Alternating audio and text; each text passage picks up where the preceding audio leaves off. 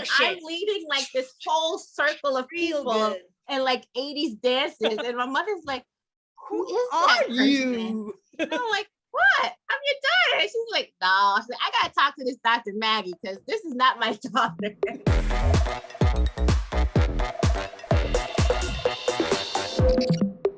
Hey, everybody. Today we are interviewing Cassandra. Talk about people who think that they are a super special rare zebra, meaning that you may have a autoimmune diagnosis, but you have a ton of other symptoms you're trying to find a diagnosis for, or you're one of those people that have no diagnosis and you've been on the specialist track for decades trying to find a diagnosis. Well, let's talk to Cassandra, find out how someone who has a myriad of symptoms, including pain, neuropathy, constipation, fatigue, the list goes on and on. How does someone with a list of these type of symptoms, first of all, stop chasing the diagnosis? Second of all, get results. I would love for you to see where she is right now so you know how to tackle all these different symptoms in one fell swoop. If you don't know about me, I'm Maggie Yu, MD, and I'm a functional and holistic medicine physician and the creator of the Transform Protocol and Transform Autoimmune Disease Naturally Facebook group. If you haven't joined our Facebook group, click the link above or below this video to join our Facebook group because I'm going live in there. There's lots of behind the scenes stuff that happens in there. Join me there and catch all the behind the scenes resources and trainings that I'm doing. If you're watching from YouTube, give us a subscribe. You might be watching this. That does not mean you're subscribed. Make sure you click the subscribe link and you give us an odd number of thumbs up, 1 or 3. Give us an odd numbers of thumbs up. If you are watching from Instagram, give us a follow. And if you're watching us from TikTok, welcome. If you'd like to learn more about our program, join our Facebook group or click the link above this video below to start a chat with our team. Cassandra, why don't you introduce yourself to our audience?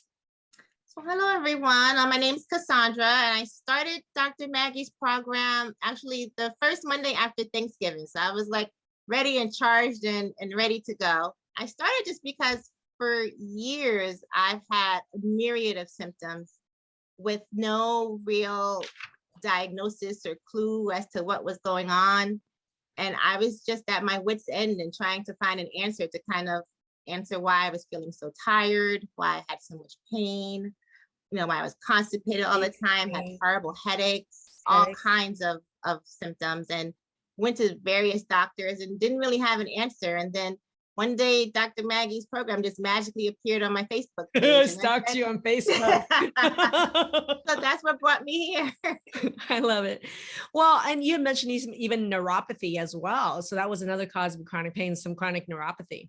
Yes, I had weird neuropathy. Well, I had neuropathy in my feet for at least 15, maybe 20 years. And then I developed some other weird neuropathies in my shoulder blade and my arms and my buttocks. I literally had like a pain in my butt. You literally had a pain in the ass. Literally had a pain in the ass. So, yes. Okay, so before we go into what the results are, I do want to ask a little history here because so many people we're talking to have no diagnosis, right? And they have all these symptoms that to me are screaming bloody murder autoimmune, right? But I'm wondering from your journey, how did you figure out it was autoimmune? Or do you even care? And because you obviously enrolled in an autoimmune program, so there's something here that clicked for you. I'm sure you searched for a diagnosis high and low. How many doctors have you seen and how many years did you spend in diagnosis mode? Oh my gosh. I've been to neurologists. I've been to pain specialists. I've been to endocrinologists. I've been to other like holistic doctors, all over the place. How many years is that total that you spent searching for a diagnosis? I would say at least since I was maybe like between 18 and 20, so at least 20 years. Like I think something in my gut was always telling me like there was some kind of autoimmune link because everything, just like with the magic of the internet and being able to search, like something in my gut was always saying that I think there's something autoimmune going on. Yeah. But every blood test, every test that doctors ran, they always came back, oh, everything's normal. You're okay. Everything's normal. You're fine. And I'm like, I don't feel fine. I'm like, per your limited testing, everything's normal. That don't mean I'm fine. Exactly. Okay. And I'm like, I can't be fine. I can't make it through the day. Like I'm in so much pain at the end of the day. I can't move. I'm so tired all the time. Like even just doing normal things like going to the grocery store like would wipe me out. I'm like, this is not normal. Hell no, it's not normal. But my question is, what broke you out of that pattern of just searching for a diagnosis and finding another specialist after 20 and 20 years? What really broke you of the search for a diagnosis into solutions? It actually wasn't me. It was my mother. I go to my mom's house usually on Sundays to kind of cook dinner, and we just kind of hang out. And we usually usher at church together. But that particular Sunday, like I was in so much pain, and I was so tired I couldn't go. And she came back home and she was talking to me, and I was like half dead. And she's like, Cassandra, and I'm like, what? Yeah, okay. And I'm like drifting back off. And she's like, you know what? I don't care. I don't care like what it costs. I don't care what it is. We're going to figure out something. We need to change something. So she was actually the catalyst. I think had it not been for her, I might still be dragging my butt around, just like in my same old state. Like, oh, things will get better. I'll finally find that special magical diagnosis that explains everything. So my mom definitely was the big push over the edge for me. Well, I think your mom's pretty smart in that. I don't care how much it costs. I don't care what the label is. This just needs to end. Mm-hmm. Yeah, and that was her take. She was like, I don't care. I will help you in any way you can. We're gonna get this fixed because you can't keep going on like this. And I was like, okay, Mom. Do you know how, but Cassandra, before the program, did you have any idea just how many people are walking around without diagnosis? Is a walking autoimmune shit show? Did you know how many others there were? No, this whole process before, I felt so alone. Like I'm the only one going through this. Like no one else understands my problems. Like that was my whole like repetitive story. I'm alone. Nobody knows what's going on, and nobody can really help me because it's such a super special, rare thing. Okay. So you identified with last week's autoimmune table talk where I was talking about the super special rare zebra. Yeah. And I actually asked that question the other day on a mastermind call. I said, how many of you guys before this program thought you were a super special rare zebra and nobody could crack the case? 80% of people raised their hand. And I was like, that's what kept you guys sick. Yeah. That's what kept you sick. Okay. Because that story is. Yes, it definitely did. And I think in my case, like I just kept going because I was like, I gotta find just that special thing to describe what's going on. And if I was still on that track, I would never be where I am right now. So yeah. Well, why did you finally think the special thing was autoimmune? Or do you even care it's autoimmune? I'm curious. I think when I started the program, I didn't care if it was autoimmune. I watched like some of the videos that you posted on Facebook before I started, and like kind of like the whole tree and how everything and the symptoms are all related. And I was like, you know what? That's me. Like you kept listing things and I was writing things down and I was like, that's me. That's me. That's me. That's me. Okay. And she can help me. I don't care what the label is. She can help me. Okay. Definitely. Yeah. All right. So what are your results? Time frame wise, this is just 2 months ago she joined this program. So this is just 2 months later after 20 years of symptoms, let's say. So what's happened just in the last 2 months? What are your results right now currently? And they're going to get more over the course of the next year, but where are you now? Right now, like my fatigue has improved so much. Like before, I just like the normal things you take for granted in life. Like I just had no energy to do. I'm able to like do my grocery shopping. I'm able to walk more than just around the block. I'm able to like walk at least a mile or more. I just came back from vacation and I was like living it up on vacation, dancing, having on a cruise. A cruise.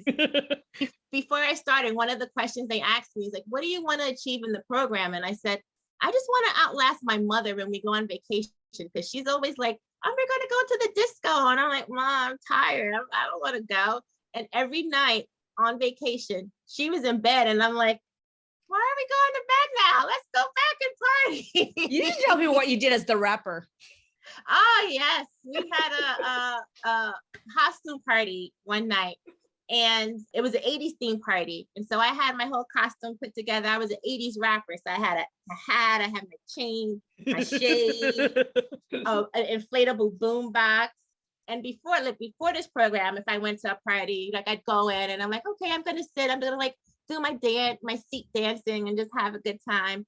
But that night I came in and it was like a totally new, different Cassandra. I came in with my boom box and I'm like, walking to the hip hop beat and like people are like, oh my God. And they're like taking pictures, like they're paparazzi, like, let me take your picture. And I'm like, yeah, take my picture. And then I'm out on the dance floor dancing. And then they played Salt and Pepper, Push It. Oh, push it. Push it Push it. real good. Push it real good. And Push I'm it. leading like this whole circle of Real people good. and like 80s dances. And my mother's like, who is that Are person? you? And I'm like, what? I'm your daughter. And she's like, no. She's like, I gotta talk to this Dr. Maggie because this is not my daughter. It was a blast. I had an amazing time, but definitely I wouldn't have had the energy. I would have been in too much pain to do all of that before this program. Yeah. It wouldn't have happened. Well, Yeah. where's your pain? Because I know your fatigue's better, but where's your pain? My pain has significantly improved. And I was actually like thinking about it the other day, and it's like through the program, I've become more in tune with my body. Like I know what the pain kind of signals. Before the program, pain was pain. I was like, I'm in pain. I don't care. I just hurt. But Yeah. now it's like, I have pain here, but this pain signals that you didn't get enough sleep last night. So tomorrow you need to go to bed a little bit earlier. And next day, no pain there. Exactly. Or I'll have like the headache or a different pain in my legs. And that meant, oh, you didn't drink enough water yesterday. So it's like the pain has significantly improved. If I had to rate it, like probably before I started the program, my pain level was probably maybe like a 7 out of 10. Yeah. Right now, I could range between like a 1 and a 3, depending on the day. And a lot of people think, especially with pain, especially with neuropathy, damage permanently nerve pain can't turn around in a couple weeks. Yeah. And it's so funny. One day I was sitting there and I was like, my feet don't really burn that much today. And I was like, oh, that's weird. Like I would have never thought like that would even happen. Actually went to the neurologist the other day and she's like, how are you doing? I'm like, you know what? Neuropathy is a whole lot better. And she's like, well, that's good to hear. And she was actually really supportive and on board. So I was really glad about that. But yeah, it's like night and day from where I started in just this short amount of time. Wow. Awesome. Let's talk about, okay, fatigue is better, pain's better. Where is your constipation and gut issues right now? Oh, I'm having my bowel movements at least once, maybe like twice a day. Before the program, push it. Push it real good.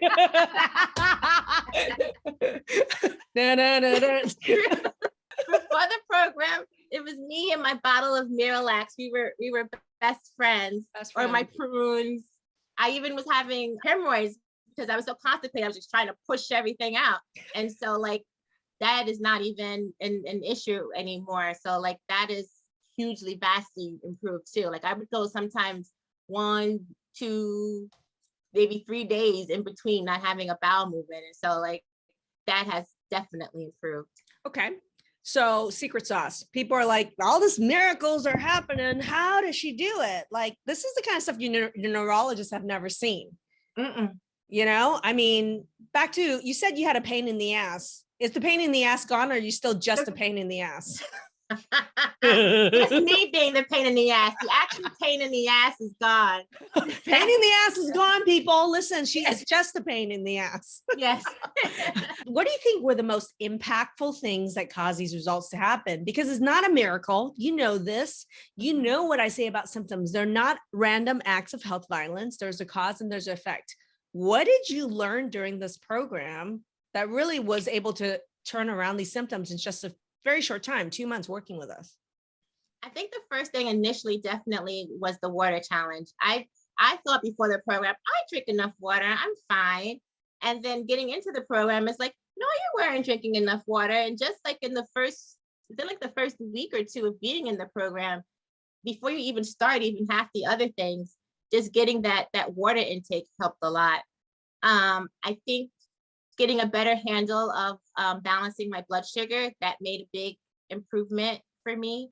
As far as making sure I'm not going too long in a day without having something, to eat. Like I would go from, breakfast to lunch and not have anything in between and then wonder why am I crashing? Why is my body aching? And it was like, oh, because, you're not supporting your blood sugar during that time of the day. I also feel like what's helped me is getting a better understanding of um, my blood levels, like my vitamin D levels, my iron levels, my vitamin B12 levels, and supplementing those things, I feel like that definitely made a huge impact as well. And as far as some of the pain goes, doing the melt, I was a late proponent of melt when I was in the program, and was like, oh yeah, you know what, I heard too much. I'll get to it. It'll happen. I'll do it one Lies, day. And lies. and then one day I was just like, just do it. And I was like, all right. And so I did the foot treatment, and I think I did one of the knee and the hip treatments that they had on the app. And then I was like, oh, I feel good. And I was like, then after that, melt was my best friend. Even when I went on vacation, I was like, we're gonna have to find out a way to do melt when I'm on Oh vacation. yeah. And I was like, oh, I can download the Melt on app and do the demand. exercises offline. Great. Oh, I found like a little travel kind of roller to take with The me. half Great. So roller. like, Yes. yes, uh-huh. Yes. Yes. So I those things in just that period of time, I think were the biggest game changers for me. Eating, like my food mapping, I Yeah. realized too, like some of the pain that I was feeling was associated with me eating things that my body couldn't tolerate. And when I stopped eating those things, the pain got better as well. So that Well, also was people don't a seem help. to understand how food mapping is so different than food sensitivities. We just had a conversation with someone about that recently. So if you're those of you that are watching, you're interested in learning more about food mapping and how it's totally different. I invented food mapping, everybody. So don't tell me you did food mapping before, because you ain't done it. And this is a big process that we teach in the program using your own data. So I'm curious, based on your data, which were the things you actually had to avoid? And I'm curious because I don't remember what they are.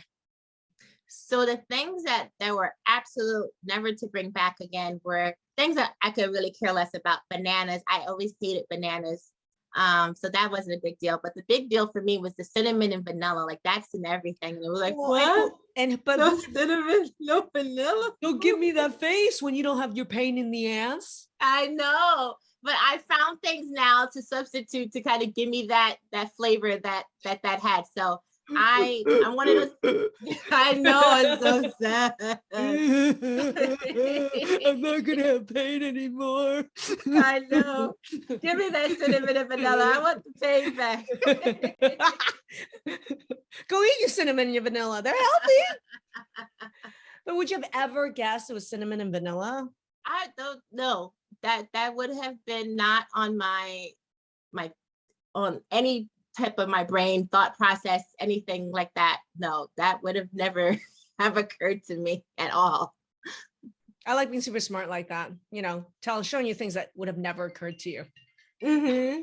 And the best yet is based on your own data, Yes, right? yes. Love that. Okay. What do you think were some really impactful truths, like ahas, that you figured out? I think the biggest one coming into the program was that I was looking for a diagnosis. Yeah. And I think while I was in the program, I think I was about like week 4, week 5. Yeah. And it was just like a brick hit me in my head. And it was like, it doesn't matter what the diagnosis is. What matters is what are these root causes causing your symptoms, and how can you address those root causes? Because I can have these symptoms, someone next to me can have the symptoms, and we have totally different. If I had a diagnosis, we have totally different diagnoses. It doesn't really matter. What matters is what's causing it and how can you address it. And I think that was like one of the biggest ahas for me. That's a huge aha for people to wrap their mind around, because you're in the program with other people who have diagnoses all over the map or no diagnosis. And people are like, how can it possibly help everyone with autoimmune disease and no diagnosis? Okay. Mm-hmm. You witnessed it. You had tons of people you went through the program with. Did it work for everybody, every symptom, every diagnosis, no matter what it was? Yeah, everyone, like you'd have someone over there with Crohn's or someone with Hashimoto's. It didn't really matter. Everyone was like, yeah, I'm feeling better. Oh, this is getting better. And it was like, oh, okay. Doesn't really matter what we all have. Yeah. Well, which is why I love the super special zebra video I did, where like people really hang on to that search for diagnosis. And even when they have a diagnosis, they're constantly looking for more diagnosis to explain their list of mystery symptoms. And I'm like, stop that shit. Just Mhm. cut the fire hose that's feeding it. Yes. Right? It's almost like, Mhm. it's so funny. I think everybody with autoimmune disease works really well as a documentationalist. Like after there's a fire, people go around, there's damage on the stairs on the third step on the right corner. Ooh, I wrote that down. Ooh, over there in the kitchen on the left corner of that stove, there's a ding right there. Write that down. It's like that's what you're doing when you're searching for a diagnosis. Meanwhile, I'm sitting here like, okay, why don't you just stop the fire that's feeding all this damage in the first place? Mhm. Stop feeding that fire. What's feeding that fire? Let's stop it. Yes. But we are becoming expert documenticians, searching for that corner, that sting, and this and that. Let's put a name to that. You know, I don't just have a hemorrhoid. I have a hemorrhoid at 2 o'clock at 2:36. As if that's going Mhm. to help your hemorrhoid get better faster. I don't care if it's 2:36 or 11:32. You got a hemorrhoid. What's feeding the Mhm. hemorrhoid? So true. I know, right? Well, okay, so you've learned that a diagnosis doesn't matter. That's really great. How important do you think getting data around this was? I think the data was a huge, huge part in just understanding like how your body's kind of working and how to adjust and recognize the signs. Or okay, if your number is between this level, okay, that's okay, but if it's below that, do these things to make it better. Mm. You took these hormone tests, so this is what your hormones are showing me. I think that the data was huge and just kind of understanding what's going on with you, Yeah. and two, understanding now that something's wrong, I know where it should be, Yeah. and I know what to do to get it to where it has to be. Understanding and knowing what I'm looking for, I think that was like a huge, huge, huge thing for me. I love that. How do you think your results have impacted the people around you? Like I mentioned with my mom in the vacation, she's just like stupefied about who this new person is, and just like feeling like she's, getting her daughter back, Yeah. just enjoying that, knowing that I'm feeling better, like she's better kind of thing. Mm. Like coworkers, like they'll notice like differences in me, like, oh, like you're moving a lot better. That's what's going on. Like, what are you doing different? Or even like if I have like appointments with doctors and stuff, like they look at me like just something about like my aura or my face or just my demeanor is just different, and they're like, you're looking different, you're looking good today. One big thing, and just that people kind of like are noticing that things are better, and just kind of like happy for me and happy for knowing that I'm feeling better. I love that. Question: why did you almost not join the program? Oh, because like especially with this whole mindset, it's like this isn't going to work. you Oh, know will it i've work? That was the i've problem. I've tried so many things before. This isn't Oh, yes. this isn't going to do anything for me. That was the biggest thing that that held me back, was like, do you really want to try something else and like just fail at it again? And Fear of failure. fear of failure. Yeah. We hear this all the time from people we talk to. Number one, will it work? How would you answer? hmm Will it work for me? How would you answer that question? There's a Cassandra out there that's saying right now, oh, I don't know if this is going to work for me. How would you answer her? I would say it would definitely work for you. Mhm. That it doesn't matter what symptoms you have, what you're going through. This program will do wonders for you. And just take a leap of faith and go for it and do it. And you'll see the changes, in just a short period of time. Proof is in the pudding, right? Mm-hmm. Because we see results every single time we meet. Like people are just talking about the results, results, results, results. That's what fuels this program. But we didn't get the results, we wouldn't exist. Mm-hmm. Right. So, but another point you said, I've tried everything. I've tried so much. How would you say to the Cassandra who says, I've tried everything? I've tried so much. What Well, would you you say haven't to them? tried this. Yes, you haven't tried this You yet. You've haven't. tried other Well, people things, said, but this is I look at different. this and I've tried everything here. What do you think? What do you say to that person? Oh, I know everything she's doing. I got this. I've tried everything. What do you say to that? I would say you think you know what you're doing and you think you have a handle on it, but there's so much more to learn. Like I thought I was before. I was like, oh, I know my body and I know what's going on. I don't need to do You any know, it's so much you're program. laying on the couch every day, like, Exactly.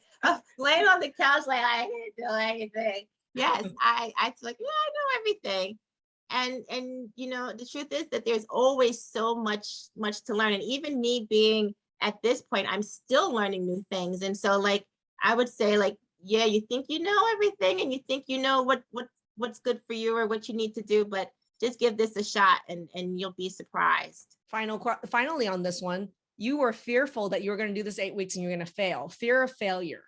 I'm going to do this. It's not going to work. And it's going to back at square one. I'm scared to fail. How would you talk to that, Cassandra? I would say, you know what? You don't know until you try. You know what I say to that one? I can answer that one. Okay. I can say this. Oh, you know what? Your fear of failure, by doing nothing different, by not doing this, you're guaranteeing your failure. So welcome to your guarantee. Mm-hmm.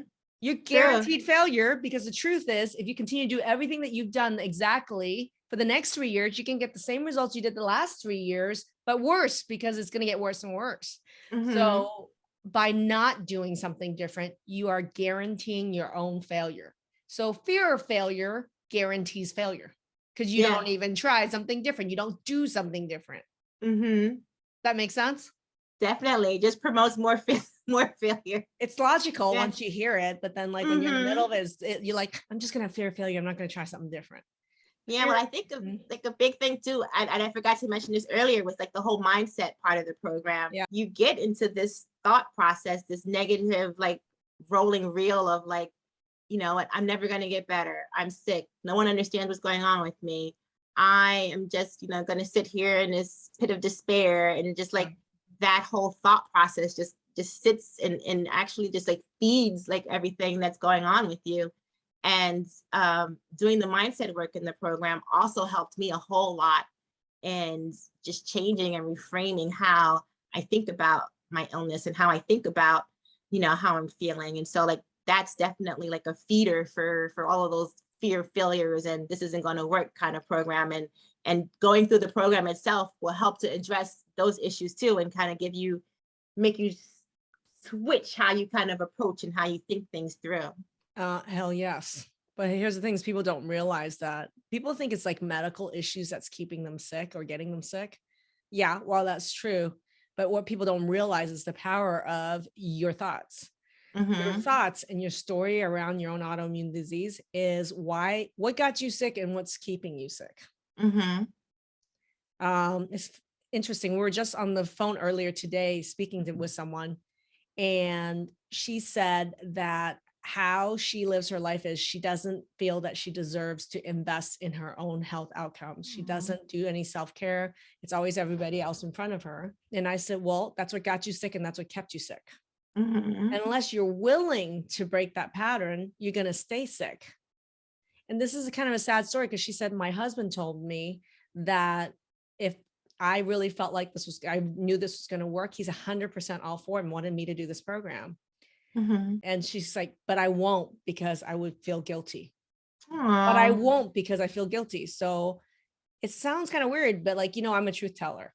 And I said, so you rather die guilty than to turn this around so that your son has a mother and your husband has a wife. You'd rather die guilty. And she's like, I know, but this is how I've lived my life. This isn't just here that I do this everywhere. And I go, if you know, are you going to do something different to get a different outcome? Yeah. And the answer was, no, I'm not ready to do that. And I go, okay, you're not. But this is common, where I think it's a self-worth issue. And I'm sure that's part of this. For sure. For even for you and even for me.